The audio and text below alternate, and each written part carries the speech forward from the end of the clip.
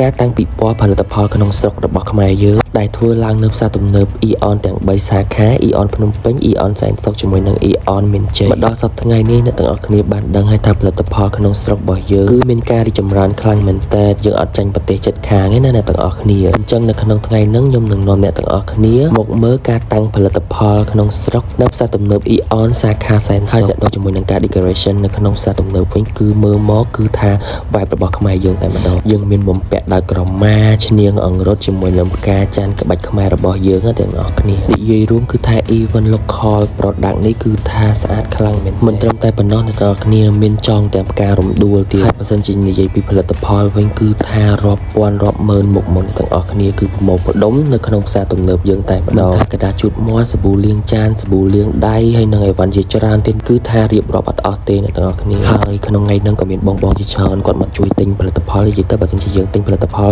ខ្មែរហើយយើងជួយគ្រប់គ្រងសេដ្ឋកិច្ចរបស់ខ្មែរយើងទៀតនេះខ្ញុំមកមើលមុនដំបូងគេគឺសាប៊ូលាងដៃហើយមិនថាសាប៊ូអីផ្សេងមិនថាសាប៊ូលាងចានសាប៊ូបោកកៅអៅទឹកក្អូបអីគឺទិញមួយថែមមួយហ្មងអ្នកទាំងអស់គ្នានិយាយទៅពិសេសខ្លាំងមែនតើមិនងាយមាន promotion បែបនេះណាអ្នកទាំងអស់គ្នាអញ្ចឹងវឺតឡើងអ្នកទាំងអស់គ្នាអាចមកជួយទិញដើម្បីគ្រប់គ្រងផលិតផលក្នុងស្រុករបស់យើងបានណានេះគឺជាម៉ាស់ពាក់អ្នកទាំងអស់គ្នាអញ្ចឹងអ្នកទាំងអស់គ្នាដឹងហើយថាខែហ្នឹងគឺជាខែភ្លៀងអញ្ចឹងអាចទិញបាន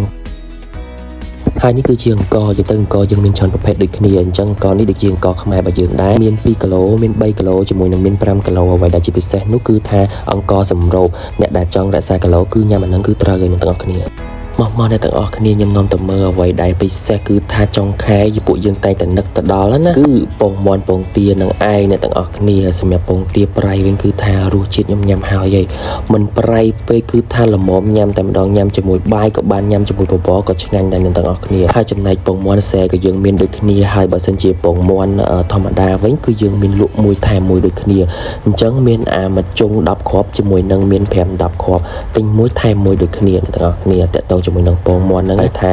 អាហារនេះអាហារចុងខែហ្មងអ្នកទាំងអស់គ្នាកុំភ្លេចណាទិញសាគូចុងខែណែអ្នកទាំងអស់គ្នាកុំចង់ហក់ជាមួយនឹងខ្មែរយើងសូម្បីតែកាហ្វេក៏មានដែរអ្នកទាំងអស់គ្នាមិនថាមច្ឆាមិនថាតំណាប់អីផ្សេងនិយាយទៅអត្តបិលរបស់ខ្មែរគឺថាមានតាំងលក់នៅនឹងសឹងតែគ្រប់មុខហើយមិនថាជាប្រភេទកាហ្វេទឹកឃ្មុំឬក៏តែកំប៉ុងតែកញ្ចប់គឺថាមានគ្រប់សពអ្នកទាំងអស់គ្នាហើយអ្វីដែលខ្ញុំចង់និយាយជាពិសេសខ្លាំងបំផុតគឺ packaging អ្នកទាំងអស់គ្នាគឺថាចេញមកស្តង់ដារតែម្ដងនិយាយទៅផលិតផលខ្ញុំរៀបរាប់ឲ្យអ្នកទាំងអស់គ្នាស្ដាប់ហ្នឹងគឺអត់ទាន់អស់ទេกระดาษជូតមាត់กระดาษសើមអីហ្នឹងសាប៊ូកក់សក់សាប៊ូដុសខ្លួនអីគឺមានទាំងអស់នេះអ្នកទាំងអស់គ្នាអ្វីដែលខ្ញុំចង់បង្ហាញគឺថា packaging មួយទៀតហើយអ្នកទាំងអស់គ្នាសម្បកមានទាំងវិមានឯករាជ្យមានទាំងព្រះបរមរាជវាំងជាមួយនឹងរូបប្រាសាទអង្គរវត្តអ្នកទាំងអស់គ្នាគឺថាស្អាតមែនទែននិយាយទៅចេញមកគឺដឹងតែរបស់ខ្មែរហ្មងណែខ្មែរមួយដឹងមួយអូយខ្ញុំស្រឡាញ់ប្រអប់នឹងខ្លាំងមែនទែនអ្នកទាំងអស់គ្នាគឺខ្ញុំអត់បង្ហាញមួយហ្មងណែមានទាំងព្រះបរមរាជវាំងជាមួយអ្វីដែលពិសេសគឺថាវាមានឯករាជ្យរបស់ខ្មែរយើងនឹងឯងហើយនិយាយទៅមួយផលិតផលគឺចេញមកគឺស្តង់ដារខ្លាំងមែនទែនអានេះខ្ញុំ detail ឲ្យមួយទៀតអ្នកទាំងអស់គ្នាស្អាតអត់បើសិនជាស្អាតអ្នកទាំងអស់គ្នាកុំភ្លេចអញ្ជើញជួយមកទិញណាហើយចំណែកអានេះវិញគឺថាស្ករត្នោតខ្មែរ packaging នេះចេញមកគឺថាតំណាងឲ្យខ្មែរយើងទៀតហើយអ្នកទាំងអស់គ្នាគឺស្មុកពីក្រៅទៀតហើយអ្នកទាំងអស់គ្នាខ្ញុំភ្លេចប្រាប់ពី promotion អញ្ចឹងអ្នកទាំងអស់គ្នាទិញអីវ៉ាន់ផលិតផលខ្មែរអស់$15អញ្ចឹងអ្នកទាំងអស់គ្នាកុំភ្លេចកាន់ receipt មកដូរយកក្អមសំណាងណាអញ្ចឹងក្នុងក្អមហ្នឹងមានរង្វាន់ជាច្រើនហើយអត់មានពាក្យអរគុណទេគឺមានតែរង្វាន់អញ្ចឹងកុំភ្លេចណានៅសល់2ថ្ងៃទៀតអ្នកទាំងអស់គ្នាថ្ងៃ31ជាមួយនឹងថ្ងៃ1យើងចាប់នៅក្នុងថ្ងៃ1ហ្នឹងហើយអ្នកទាំងអស់គ្នាអូខេឥឡូវខ្ញុំនាំអ្នកទាំងអស់គ្នាមកមើលផ្លែឈើខ្មែរយើងវិញម្ដងអញ្ចឹងឃើញអ្នកទាំងអស់គ្នាផលិតផលច្រើនណាស់មិនថាគ្រឿងញ៉ាំគ្រឿងទេសគឺថាផ្លែឈើអីគឺសុទ្ធតែល្អហើយរបស់ខ្មែរយើងទៀតអ្នកទាំងអស់គ្នាអញ្ចឹងខ្ញុំសង្ឃឹមថាអ្នកទាំងអស់គ្នានឹងជួយគ្រប់គ្រងផលិតផលខ្មែរយើងទាំងអស់គ្នាណា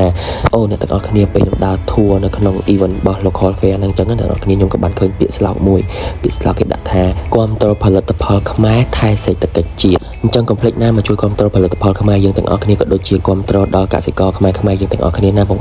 អញ្ចឹងខ្ញុំមានតែប៉ុណ្្នឹងទេអរគុណច្រើនបាយបាយជួបគ្នាវឡុកក្រោយទៀត